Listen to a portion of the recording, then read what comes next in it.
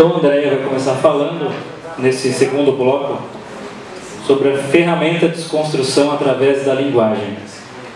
Fique à vontade, Andréia. Bom dia. Bom dia. Então, é assim, a gente tem pouco tempo, né? Pouquinho tempo, então a gente não se prolonga demais. O Padre José Eduardo já deu toda a introdução de que eu precisava para falar desse tema.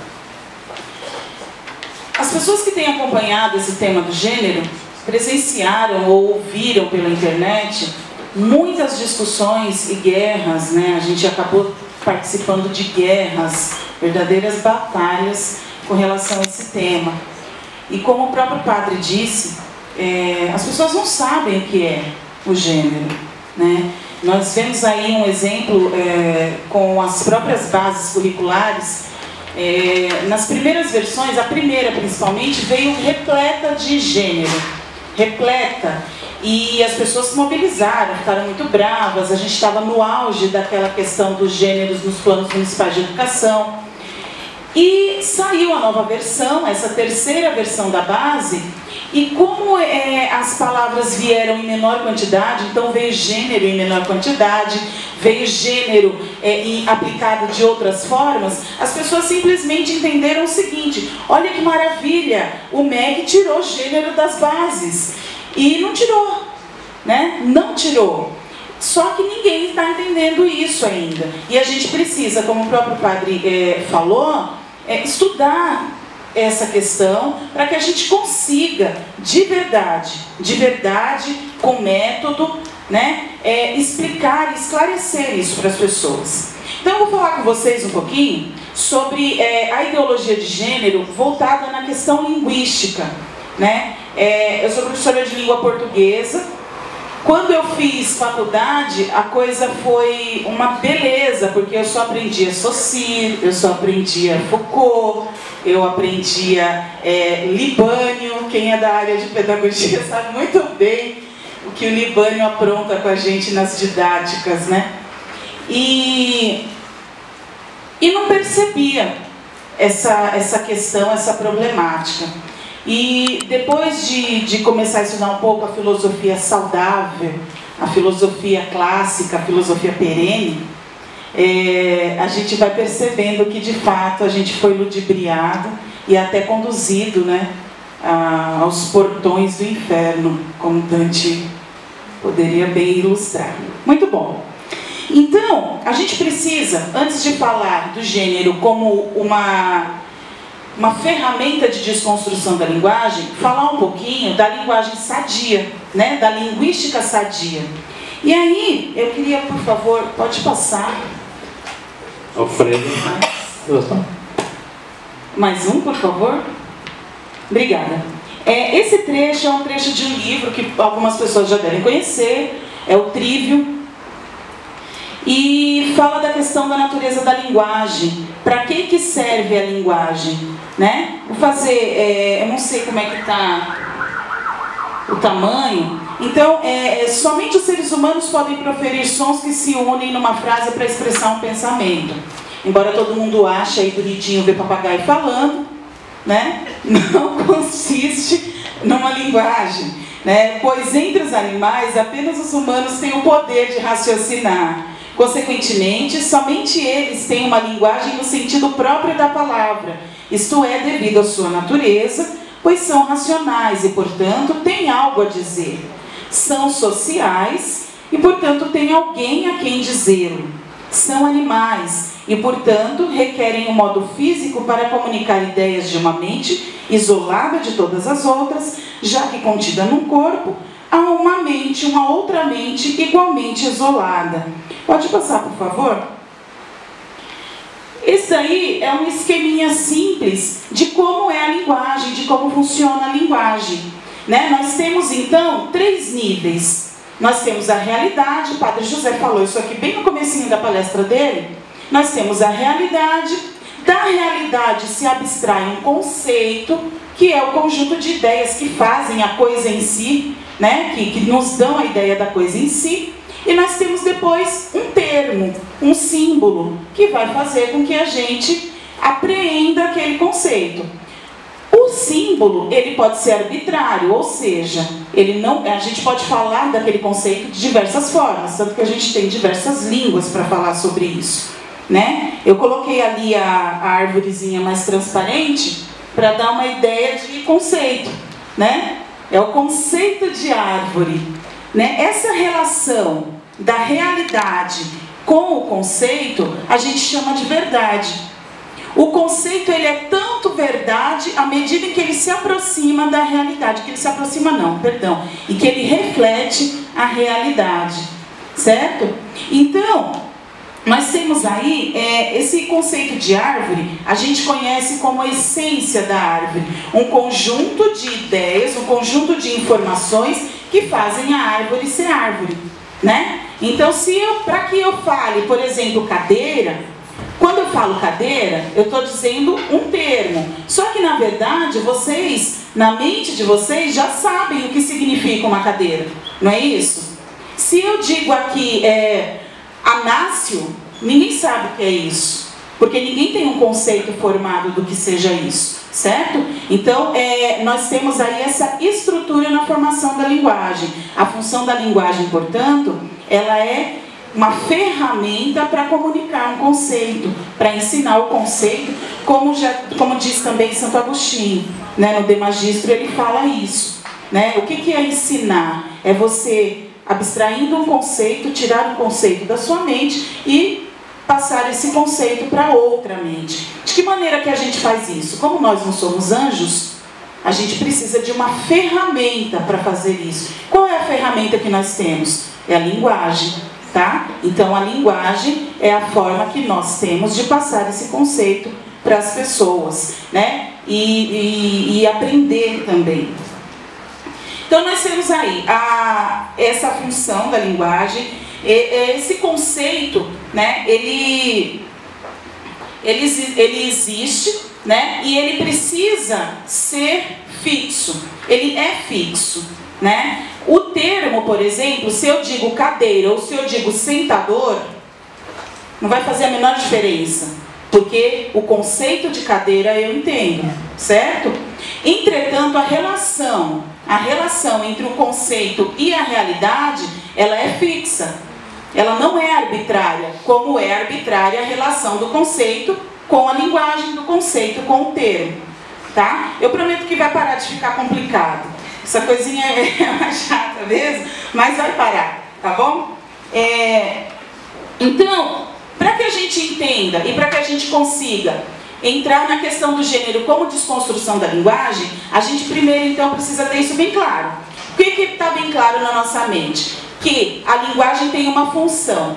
Essa função é o quê? Comunicar um conceito. Este conceito, ele só é verdade se ele tem reflexo na realidade, certo? Então, a relação entre realidade e conceito é aquilo que a gente chama de verdade, tá bom? A relação entre o que é o conceito e a linguagem, ou o símbolo, ou os termos, é aquilo que a gente chama de relações arbitrárias. Ou seja, a palavra, ela é o de menos desde que ela corresponda, né, desde que se entenda a mesma coisa, quem fala e quem ouve, certo? Aí a gente tem a questão do gênero. E nós temos então o seguinte, eu falei dessa relação, dessas etapas, nós temos então essas três etapas, que é a realidade, o conceito e a linguagem, ou o símbolo. Então nós temos duas relações, a relação de verdade e a relação abstrata, que é quando a gente coloca o termo na jogada, né? A comunicação, então, ela é o quê? Ela precisa ser o ato, o fato de alguém dizer alguma coisa, partindo de um conceito, e aquele que vai ouvir ter na sua mente o mesmo conceito. Se eu disser para vocês aqui a palavra árvore, mas sem explicar nada, estiver me referindo à árvore genealógica e vocês estiverem pensando na árvore, né, planta, a comunicação não vai ser efetiva, obviamente, é uma má comunicação, certo? Então, para que haja uma comunicação efetiva, é importantíssimo e imprescindível que os conceitos sejam iguais. Qual é o problema que a gente está encontrando na questão do gênero? O problema é o seguinte, eles têm uma palavra, eles pegaram uma palavra que já existia e que tinha relação com a realidade, né? O que é o gênero? O gênero é uma forma de você ditar o gênero das palavras, masculino, feminino, neutro. Ele tem relação com a realidade na gramática, ou na classificação biológica, né? Você tem o reino, tem lá todas as classificações, eu não sou com biologia, quem for depois pode chamar. Mas ele tinha uma relação com a realidade. Entretanto, o que esses ideólogos têm feito? Eles pegaram uma palavra, gênero, e ressignificaram. E aí eu peço um pouquinho de atenção a essa outra palavra, ressignificar. Ressignificar sequer existia em dicionário algum. Né? Essa palavra foi trazida, criada, cunhada pelos ideólogos. Né? A gente viu aí toda a trajetória histórico-filosófica que o padre José Eduardo fez, e aí dá para a gente também perceber um pouquinho de como eles foram se adaptando à questão da guerra linguística. Né? Eles entenderam que hoje a nossa guerra ela é linguística. E até o fim dessa palestra, eu vou dar exemplos para vocês de como essa guerra é perversa e que se a gente não se mobilizar, a gente vai perder. Né? Muito bem. Então, no fundo, o que esse pessoal está querendo fazer? Desconstruir a linguagem, não pela linguagem em si. Né? Não desconstruir por desconstruir. Eles têm um projeto de poder e nesse projeto de poder existe um ponto. Qual é o ponto? Desmantelar tudo. Desconstruir tudo. Desconstruir a cultura, desconstruir a família, desconstruir a sociedade, desconstruir a história, desconstruir tudo. E qual foi o método que eles entenderam que era melhor de se fazer, de se usar? A questão linguística. Por quê? Aí a gente vai lembrar lá do que o padre José Eduardo disse, de como Derrida, né, entendeu que as instituições eram discursos, e Foucault também reduziu as instituições a discursos, e para que se destruíssem as instituições, era preciso que se destruíssem os discursos. Lembram disso? Não foi isso que foi dito? É exatamente essa teoria dos dois filósofos. Né?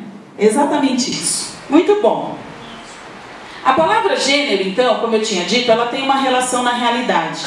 Entretanto, os ideólogos vieram e ressignificaram a palavra gênero. Nós temos aí dois grandes problemas. Quais são? O primeiro, eles estão ressignificando uma palavra já existente. O segundo, o conceito que eles estão dando para essa palavra não existe, não tem relação na realidade. Né? Então, são dois problemas gravíssimos. Primeiro, eles reutilizam uma palavra, pegam essa palavra e dão um novo significado. Este novo significado que eles estão dando não tem respaldo na realidade. Ou seja, eles estão enganando todo mundo. Né? O que eu queria mostrar é uma analogia bem simples, por favor. Né? Pode passar, por favor. A gente falou então o seguinte, pode passar mais uma. Aqui, os problemas que eu falei. A primeira é essa ressignificação das palavras. A segunda é que esse novo conceito ele não tem respaldo na realidade. Se ele não tem respaldo na realidade, isso é uma mentira. Quando a gente fala que o gênero é uma falácia e é uma mentira, as pessoas ficam um pouco bravas. Mas elas só ficam bravas porque elas também não sabem disso. A maioria das pessoas acredita que gênero é de fato a proteção ao homossexual, é a proteção à mulher. Quando na verdade, se esse gênero é fluido e intrinsecamente sentido, subjetivamente sentido, e a pessoa pode dizer que ela é homem, mulher ou animal, seja lá o que ela quiser ser, como é que a gente pode ter um respaldo de que isso vai proteger uma mulher se a mulher não existe? Como que que a gente pode ter qualquer respaldo na questão do gênero se a gente quer defender o homossexual, mas o homossexual também não existe. Porque se o conceito de homossexual é um homem que tem atração por outro homem, homem não existe. Ué? E os loucos somos nós? Como assim? Como assim? Né? Não é desse jeito. Então, nós temos esse problema. Só que esse conceito aí, bonitinho, que eles estão colocando, e que não existe, não tem respaldo na realidade, eles não explicam para ninguém. Não explicam. Nas conferências, depois a Fernanda vai falar sobre isso, quando foi questionado, mas pelo amor de Deus, o que é gênero? Coloca uma chave aí. Deixa ali. Né? Gente, pelo amor de Deus, o que é gênero? É a mesma coisa, só que é diferente. Quem lê as transcrições das conferências fica abismado, porque era isso que eles falavam mesmo. Os delegados, né, as delegações questionavam, peraí, não, tem um conceito aqui, por que tem isso? Por que tem essa palavra aqui? Qual é o conceito? Enquanto está lá todo mundo achando que, não, é para não falar sexo, porque é feio, é um pouco pesado, não é muito elegante, a gente fala gênero. Ué, não, peraí, pode falar sexo, não tem problema nenhum. Por que vocês estão falando gênero? Pula. É verdade. É verdade. Eles não estão explicando. Então eles estão colocando, fazendo com que as pessoas comprem uma ideia que não existe e que não sabem o que é. Percebam a gravidade disso. Né? E aí todo mundo achando que é bonitinho assistir ao Fantástico e ver aquele monte de notícia, aquele monte de apelo sentimental. Só que ninguém explica o que é o gênero. Não tem ninguém lá colocando o que de fato é aquilo. Querem mexer com a opinião pública pelo sentimento, que é coisa de canalha. Mas ninguém quer explicar para você o que é. Né? Pode passar, por favor? Para quem assiste ao Chaves, tá fácil de entender. Para quem não assiste, eu vou explicar. Não tem problema nenhum. Tem um episódio do Chaves que o professor Girafales pede para eles fazerem desenhos. É uma prova de desenho. E aí, o Chaves faz o desenho dele. Olha o diálogo, que bonitinho. Olha o desenho, que bonitinho. Muito bem. Chaves, o que é isso? É uma coisa que eu inventei, professor. Ué, mas o que é? É uma chinforínfora. Mas não está igualzinha, professor? Está igualzinha. No fundo, meus amigos, o que esse pessoal do gênero quer fazer é isso. Lógico que não com a inocência do Chaves, né? Vamos lá, eu só usei para a gente entender o que eles estão querendo fazer. O Chaves não queria fazer isso não, ele era bonzinho, né? Muito bem, eles estão querendo fazer com que vocês comprem uma chinforínfula dizendo que... Acabou, tem um trem aqui. Tem que ligar? Tá ligado? Dizendo o seguinte, que vocês, olha, isso daqui, olha, vocês estão vendo? Estão vendo? É um cavalo. Você está louco, isso não é um cavalo. Não, chinforínfula é um cavalo. Não, não é. É sim. Mas você é um chinforínfolofóbico. Porque você está vendo, você não está vendo. Que isso daqui é, entendeu? E aí você acaba sendo taxado de louco, porque é normal, né, gente? Vocês já viram alguma pessoa normal não ser taxada de louco? Não, né? Pois muito bem. Então, o que eles estão querendo fazer? Recapitulando, é fazer com que vocês comprem essa chinforínfula achando que é um Monet. Certo? Para que você... Não é sim um Monet. É que você, que já foi completamente bombardeado com essa questão patriarcal, conservadora da sociedade, não consegue enxergar que é um Monet. Você precisa de ajuda, porque você precisa entender que é preciso desconstruir tudo, né? É isso que eles estão querendo fazer com a gente, certo? Pronto. Muito bom. Então, o que a gente precisa lembrar é o seguinte, eu quero lembrar, eu tenho, quanto tempo? Tenho 20 ainda? Tá ótimo. Então, assim, o que eu quero lembrar, não vou usar tudo.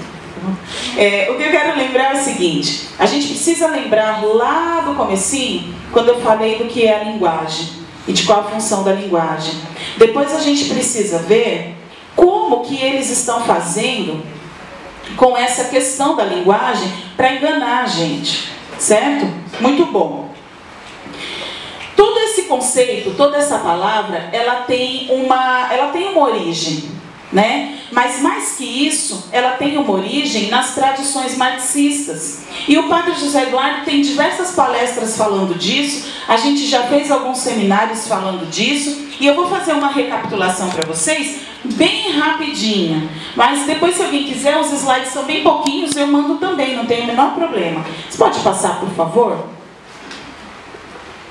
Então, a gente tem aí essa questão da tradição marxista. Que tradição marxista? De construir a desconstrução. Esse paradoxo do inferno, né? Isso é coisa infernal mesmo, olha só. Então vamos lá. A gente tem o Marx, que lá no A Origem da Família, a Propriedade Privada do Estado, entende que a origem de toda a opressão é a família, portanto, bye bye família, né? De alguma maneira ele vai entender isso. Depois a gente tem lá o Karl Korsch e o Horkheimer, e o que eles fazem? Principalmente o Horkheimer, ele chega num determinado momento, num artigo que eu não lembro se o padre citou, mas é um artigo chamado Autoridade e Família, que está dentro do livro da Teoria Crítica, no qual ele entende que a origem, né, das instituições, da autoridade, aquilo que segura as instituições de pé, é a autoridade. E essa autoridade é obtida onde? Na família. Portanto, para que a gente consiga desmantelar as instituições, é preciso rapidamente e metodologicamente destruir a família. Depois, então, a gente tem as feministas, o padre José citou, mas eu falo rapidamente, principalmente da Kate Millett e da Shulamit Firestone, de como elas entendem, elas recapitulam, pegam essas premissas do Marx, além do Marx, elas pegam isso que Horkheimer disse e começam a intentar a destruição da família. De que jeito? Fazendo a revolução sexual. Né? É dessa forma que elas entendem que se poderá desmantelar, destruir a família. A Shulamit Firestone vai mais longe e diz o seguinte: uma grande forma da gente desvincular toda a questão familiar é entender, conseguir fazer com que haja qualquer tipo de relação sexual entre a mãe e o filho, o pai e a filha, o tio e sei lá mais quem, para que não haja mais esse tabu da questão do incesto, de nada, porque aí não precisa, né? Não é família. Se você pode, né, dentro dessa instituição fazer o que quiser, não tem mais instituição. A verdade é essa. Aí depois a gente tem o Kingsley Davis, que não era marxista, né? Mas que ele dá uma grande contribuição para essa teoria da desconstrução, para essa teoria da destruição da família, que é no livro que ele, primeiro no artigo que ele escreve para falar sobre controle populacional, e ele diz que há um erro muito grande em achar que a gente vai conseguir reduzir a população a zero utilizando os métodos contraceptivos. Se colocar DIU nas mulheres, tudo bem, pode colocar, funciona por um tempo, mas quando elas quiserem ter filhos, elas vão lá e tiram DIU, vão ter filhos, né? Elas podem tomar a pílula, não tem o menor problema. Quando elas não quiserem mais, elas param de tomar a pílula e vão ter filhos. Então, Kingsley Davis diz o seguinte: é preciso reformular, remodelar, né, o querer da mulher. De que maneira? Né? Mudando o comportamento e alterando a estrutura social, alterando o papel social do homem e da mulher. E aí você também altera isso na família. Quem comprou muito essa ideia foi o pessoal da Ford, né, a Fundação Ford, que aí lá nos anos 90 eles fizeram um documento, um relatório chamado Saúde Sexual e Reprodutiva, uma estratégia para os anos 90. Nesse documento, eles mudam o viés. mudam a estratégia, né? Não se fala de aborto, a gente começa a falar de saúde sexual, de direito reprodutivo, né? Então a gente vai mudando o enfoque, falando dos direitos da mulher. A gente pode então, junto com as fundações, ver como que eles trabalharam na questão da emancipação da mulher, tirando a mulher de casa, levando para o mercado de trabalho, para os altos cargos. Vejam, não é que isso seja ruim, em alguns casos é mesmo. Em casa precisa muito mais a mulher do que lá fora. Mas, né, isso também foi proporcionado por essa grande atuação das fundações junto às ONGs feministas, tá bom? Bom, aí nós temos então o Diomane, que depois o Phil vai falar aqui, e ele resolveu fazer essa desconstrução, mas criando esse termo, né? Então ele usava esse termo lá nas experiências dele, que também foi extremamente bem recebido pelas feministas e por todo o pessoal marxista, principalmente. Depois nós temos os revisionistas marxistas, que foram aqueles a quem o padre José se referiu, o Derrida e o Foucault, mais especificamente, quando eles entendem que todas as instituições precisam ser reduzidas a discurso, e esses discursos são fluidos. Se eles são fluidos, eles são muito facilmente destruídos, né? Eles entendem que a grande batalha que eles têm não é mais com tanques de guerra, não é mais com armas, mas é com o quê? Né? Com a palavra. É a partir da palavra que eles vão começar, então, a fazer a revolução. Então nós temos aí o que a gente pode chamar seguramente de uma revolução cultural, tá bom? E para terminar essa tradiçãozinha, nós temos a Judith Butler, que é a mais famosa ideóloga de gênero, e ela é Foucaultiana, né? Hegeliana, inclusive, e ela une todos esses fazeres, esses quereres, desde a intenção primeira de Marx, né, até o que os revisionistas disseram, porque ela é pós-estruturalista também, e faz o quê? Ela faz uma política de gênero, né? É isso que ela faz, e ela usa essa política para entrar nos lugares mais improváveis. E aí a gente tem o que a gente conhece dentro das universidades como os comitês de gênero e as outras coisas todas. Pode passar, por favor? Bom, por que eu estou falando tudo isso, né? A gente fala da questão da desconstrução, mas a gente acaba não conseguindo perceber como isso nos acompanha no dia a dia, já há algum tempo. E a gente que está aí nessa luta em defesa da vida, em defesa da família, a gente tem percebido que muitas coisas fizeram com que esses promotores da cultura da morte tivessem mudado o seu enfoque. Além dos anos 90, obviamente, nós temos agora o seguinte: recentemente, vou começar com o mais recente. Saiu uma publicação, uma pesquisa que eu não vou lembrar se foi no Datafolha, sobre o consenso ou sobre a aprovação do aborto no país. Foi no Ibope? Obrigada. 87% dos brasileiros são contrários ao aborto. A notícia dada, e foi, deixa eu ver... Isso, mas deram a notícia depois na Globo News. Globo News mostrou o seguinte: 13% das pessoas da população brasileira é a favor do aborto. 13? Peraí. Querido, vamos lá. Vou te ajudar. 87% das pessoas são contra o aborto. E vou dizer para vocês, com segurança, esse número só está crescendo. Com segurança eu posso dizer isso. Né? Só que o que acontece? O que a gente tem? A gente tem uma mídia que está comprometida com a ideologia e não com a verdade, com a realidade da coisa. Não é verdade? Então, eles entraram no jogo do quê? da dança das palavras, da dança das expressões, que é nada mais nada menos que essa guerra cultural em ação. É isso que eles estão fazendo. Então, a gente tem um exemplo muito prático do gênero como desconstrução da família, quando a gente vai falar da família, por exemplo. Se hoje eles querem trazer para si que tudo é família, então um conjunto de pessoas, um grupo de pessoas que se amam é família,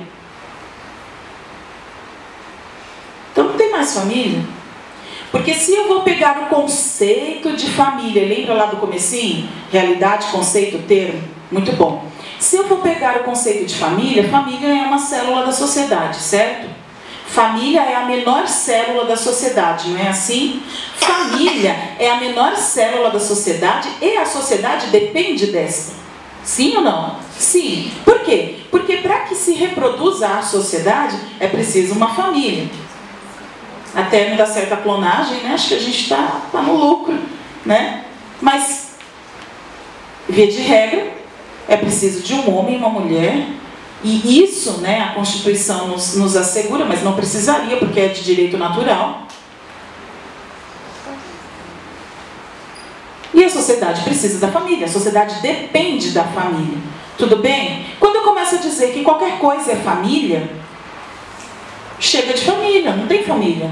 Não existe família.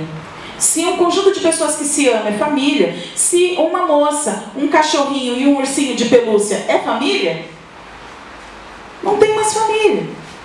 Eu uso a desconstrução dentro da palavra, dentro do conceito família, eu trago um novo conceito para a palavra família, não explico para ninguém, e as pessoas compram a chinforínfula do povo.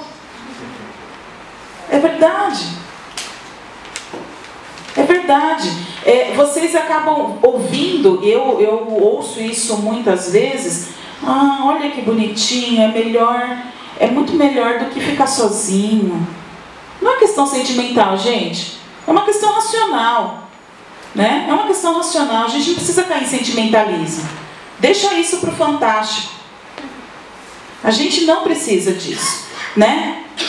Então, uma das coisas que a gente vem falando, que vem sentindo na pele, é a questão dessa desconstrução, dessa quebra da linguagem em vários âmbitos. Por quê? Como eu estava falando, foi feito esse Ibope e mais uma vez foi descoberto, olha, como se tivesse encoberto, proibido de saber, que a população é contrária ao aborto. Certo? Muito bom. Se a população é contrária ao aborto, a população vota nos seus parlamentares, esses parlamentares vão para o Congresso e o Congresso deixa de aprovar projetos favoráveis ao aborto, está tudo certo? Eu entendo isso. O parlamento não é a voz do povo? Nós não elegemos essas pessoas para que falassem em nosso nome? Exatamente. Então eles estão fazendo lá o trabalhinho deles. Muito bom. O que os promotores da cultura da morte perceberam? Perceberam o seguinte, não está rolando? Você coloca um projeto lá, escreve aborto, barra, pô, não deixa. Esses retrógrados, esses... né? Não deixa, não deixa. Então o que a gente tem de fazer? Gente, vamos lá. A gente é inteligente, a gente é tudo filho de Foucault. Vamos fazer uma coisa direito nessa vida? Vamos, muito bom. O que eles fazem? Eles alteram os significados das palavras, eles alargam conceitos, eles modificam conceitos, e aí as ovelhinhas, que não estão muito acostumadas a estudar, né? Que, claro, sim, a vida, balões e tal. A gente fica pensando o quê, né? Não, tá tudo bem, estamos protegidos, resguardados, né? Não estamos. Não estamos. Prova disso é essa lei. Essa lei era o PLC 03 de 2013 e ela trazia em si...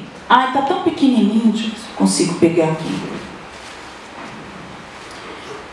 E ela trazia em si o seguinte, o segundo artigo dela diz o seguinte, que considera-se para os efeitos desta lei, somente, violência sexual qualquer forma de relação sexual não consentida.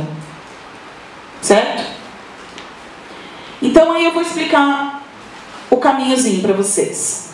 O artigo 128 do Código Penal, ele fala de alguns casos em que o aborto não é punido. Um deles é o caso engravidez resultante de estupro. Não deixa de ser crime, não vamos cair na onda deles, pelo amor de Deus. Não existe aborto legal no Brasil, não existe. Chorem e falem o que quiser, a gente pode dizer, inclusive, pode chorar mais, não tem aborto legal no Brasil, né? Sapateiem e esperneiem, mas não tem. Nós temos esse caso no Código Penal, são 2, e depois com a intervenção do STF a gente tem mais um, mas ok. Eu falo disso daqui a pouco. E então nós temos essa questão do estupro. Essas pessoas que não são bobas, né? Os promotores da cultura da morte não são bobos, o que eles fizeram? Entenderam que a melhor forma de expandir o serviço de aborto é no caso deste tipo de aborto. Qual? Aquele que não é punível no Código Penal quando a gravidez é em decorrência do caso de estupro. Certo? O que eles fazem então com o estupro, uma violência sexual? O que eles fazem com a violência sexual? Qualquer atividade sexual não consentida. Certo? Tô lá, né, brigou com o esposo, mais ou menos. Aí, mas vai lá e, né, enfim, faz seu trabalho de esposa, né? Tá. Mas aí engravidou, não estava muito afim, chega lá no SUS, na rede SUS, porque esta lei obriga a rede SUS a oferecer esse serviço, e chega, doutor, fui vítima de relação sexual não consentida. Ou não precisa dizer isso, fui vítima de estupro. Mas como assim? Porque estupro é qualquer relação sexual não consentida, então eu fui vítima, quero abortar. Bom, pela lei tem direito, vamos lá. Certo? É isso. Sem boletim de ocorrência, sem exame de corpo de delito, com a palavra da mulher. Mulher é tão confiável, tô brincando. Tem mulher que é mesmo. Tem mulher que é mesmo. Tô brincando. Né? Mas só com a palavra da mulher. Poxa vida. Olha que coisa gravíssima. E você vai apostar uma vida na palavra da mulher, sem nenhuma comprovação. Olha aí a desconstrução da linguagem. Olha aí onde eles entram para destruir a lei. Imaginem isso. Façam um exercício comigo. Nós estamos aqui mudando a lei sem mudar a lei. Nós estamos deixando o aborto a pedido no Brasil, por exemplo, sem alterar uma linha do Código Penal. Qual é a briga que a gente tem nas mãos hoje? É a linguagem. É a linguagem. Não adianta a gente querer defender a verdade se a gente não consegue perceber essas nuances que eles trazem para a gente. Que eles fazem. Eles perceberam que não conseguem, falando abertamente, aprovar nada contra a verdade, contra a família no Brasil. Entretanto, eles começaram a alterar, eles usurpam pautas justíssimas, né? Que foi o caso do projeto de lei 7371 de 2014. É óbvio que a gente quer a defesa das mulheres. Esse projeto, ele cria um fundo, né, que recebe dinheiro nacional e internacional para a proteção das mulheres, contra a violência da mulher. Querido, não estou aqui falando de violência da mulher, é óbvio que violência contra a mulher é horrível.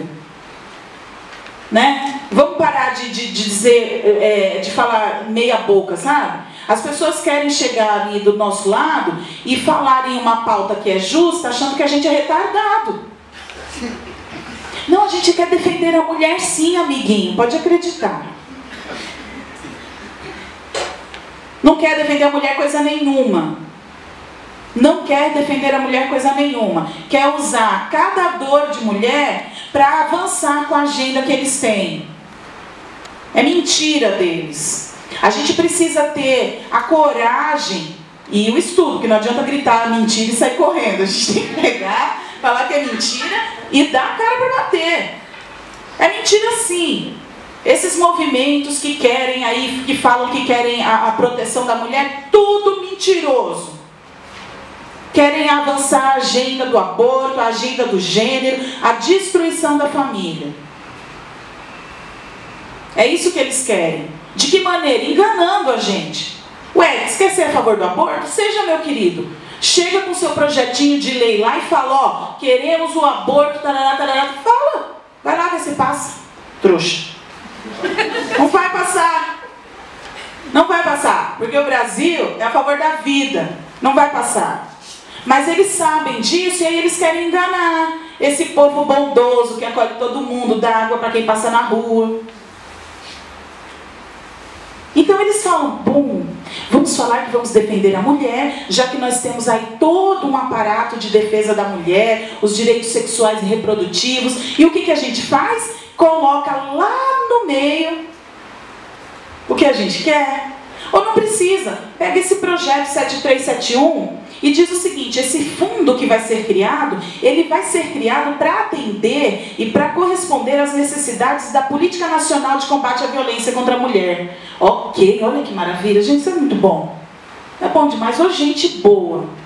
Como é que o céu ainda cabe tanta gente, né? Ô gente boa. Aí você vai lá, o que é a Política Nacional de Combate à Violência contra a Mulher? É um documento do Executivo, ou seja, que não precisou passar pelo Congresso para ser votado nem nada. Foi feito pelo Executivo, que foi uma outra forma que eles descobriram que podem avançar a agenda deles. E nesse documento é explícita a menção ao aborto. Ou seja, num projeto que diz que vai criar um fundo de proteção contra a violência da mulher, na verdade, o que ele está fazendo? Aborto. Né? Aborto. Você pega os projetos de lei da Secretaria Municipal de Educação, ou depois você pega aí também, lá no próprio Congresso Nacional, o que tem gênero. Todo mundo olha e fala, não, é proteção contra a mulher. Mas que mulher, minha filha? Você não leu lá o que é gênero? Não, você não aprendeu ainda o que é gênero? Não tem mulher, não tem homem. Como é que é a proteção da mulher, pelo amor de Deus? 2 minutos, não estava nem terminando. Tá bom, vamos lá. Então, o que a gente precisa fazer? É começar a ficar mais atento a essa questão da linguagem. A linguagem é perigosa porque eles descobriram que é com ela que eles vão nos derrotar. Eles falam, e isso daí é minha área, tá? Aí eu vou falar para lavar a alma nesse Brasil. Eles falam o seguinte, professor, tem que tomar cuidado com a gramática, não pode ficar fazendo muita gramática em sala de aula, sabe por quê? Porque você vai menosprezar o aluno que não sabe, você vai humilhar esse aluno, vai causar uma série de preconceitos linguísticos. Um beijo no Marcos Banho. Então assim, a gente precisa trazer esse aluno com a gramática que ele já tem. Bom, eu pensei que eu estivesse aqui para fazer com que ele subisse, né? Para que ele atingisse outros níveis, inclusive na gramática, que é o meu trabalho, sou paga para isso, né? Não é assim? Inclusive na gramática. E aí eles execram a gramática, eles fazem com que as pessoas fiquem burras, linguisticamente burras, e aceitem qualquer texto que eles queiram colocar, que eles queiram fazer. A nossa guerra é linguística sim, a nossa guerra é cultural, certo? A gente não pode se dar ao trabalho de se deixar vencer, gente, se dar ao luxo. Ah, pelo amor de Deus! Chega de ficar aceitando tudo que esse povo coloca pra gente sem lutar. Não vai adiantar dizer, não, olha, agora tá tudo bem. Tá tudo bem o quê, meu filho? Não está tudo bem, não. Essas pessoas estudam dia e noite. Elas deixam de ter família. Elas deixam de fazer tudo o que elas querem. Para quê? Para viver em função da ideologia. Então, elas fazem tudo isso para enganar você. Para me enganar. E eu estou fazendo o quê? Tem que estudar, gente, tem que colocar a cachola para funcionar. É difícil? É difícil. É doloroso? É doloroso. A gente abre mão de algumas coisas? Abre. Quase todas. Mas é preciso falar a verdade. Sem a verdade, pode esquecer. Faço o convite para vocês, eu já vou terminar, juro. Pode passar, por favor. Eu faço um convite para vocês o seguinte. A primeira coisa, imaginem isso aqui 5 anos atrás.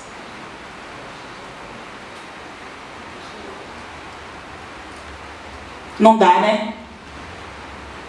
Tinha uns heróis aí escondidos que faziam as coisas, né, sob ataque, mas ninguém sabia. Imaginem isso 5 anos atrás. Não dá.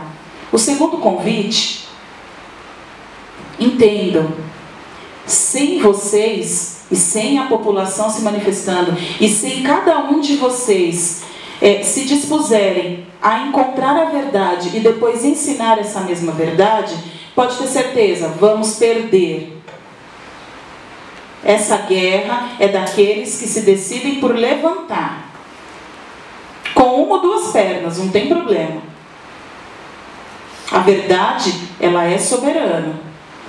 Onde ela chega, não tem ninguém que consiga derrotar. Eu deixo vocês com Chesterton, que na verdade é o grande homem da ironia gostosa de ler, né? Então, só que essa frase aí, ela esse trecho, ele me chamou muito a atenção, porque ele é terrível. Ele é terrível. A ameaça é que o intelecto humano tenha a liberdade de destruir a si mesmo. Da mesma forma como uma geração pode evitar a existência da geração seguinte se todos entrarem para o convento ou se atirarem ao mar, também um grupo de pensadores pode, de certo modo, evitar que no futuro se pense, ensinando às gerações vindouras que o pensamento humano não tem valor algum. Bem-vindos à educação brasileira. Muito obrigada.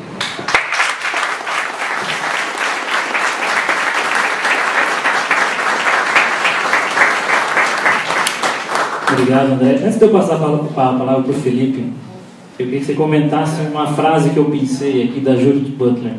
Tá? Ela diz assim: o gênero é uma construção cultural. Você passou por isso rapidamente, queria que só a gente complementasse. Então, o gênero é uma construção cultural, consequentemente, não é resultado causal do sexo, nem tão aparentemente fixo como o sexo. Ela continua: ao teorizar que o gênero é uma construção radicalmente independente do sexo, o próprio gênero vem a ser um artifício livre de ataduras. Em consequência, homem e masculino poderiam significar tanto um corpo feminino quanto um masculino. E mulher e feminino poderiam significar tanto um corpo masculino quanto feminino. Rapidamente. Rapidamente. Por que você que eu falo muito? Olha, gente, lembra da frase dos loucos somos nós? Vocês lembram disso? Muito bom. O que a Butler faz na verdade, destruir toda a concepção de ser, né? E ela deixa o gênero como algo a ser escolhido, né? Tanto que até no próprio livro dela, O Problema de Gênero, ela fala de diversos tipos de gênero, né? Não sei se ela lista 16, 26, não sei quantos são. Eu sempre entendi, né, que a gente só consegue ser mulher ou homem. A gente tem lá os casos de orientação sexual, mas essa frase da Butler é nada mais, nada menos que a loucura institucionalizada, né? Um corpo masculino tanto pode ser homem quanto mulher. Não tem como a gente entrar nessa questão, né? A gente entrar nessa questão é dizer para eles que eles são, olha, é verdade, vamos discutir que um corpo masculino pode ter diversas... Não pode, né? O sexo é biológico, não tem. O gênero, se é construção social, vamos lá, gênero é construção social, você se constrói, aí eu entro na legislação. Vou fazer a mesma analogia feita aqui diversas vezes. Entra um cara lá, grandão, todo bonitão, gogozão, saia sutiã e blusinha. Tá bom? Muito bem, ele dá um murro na Andréia. A Lei Maria da Penha serve para quem? Quem que é a mulher? Eu sou mulher. Ele não. Né? Querido. Muito bom. Obrigado. Então agora o Felipe vai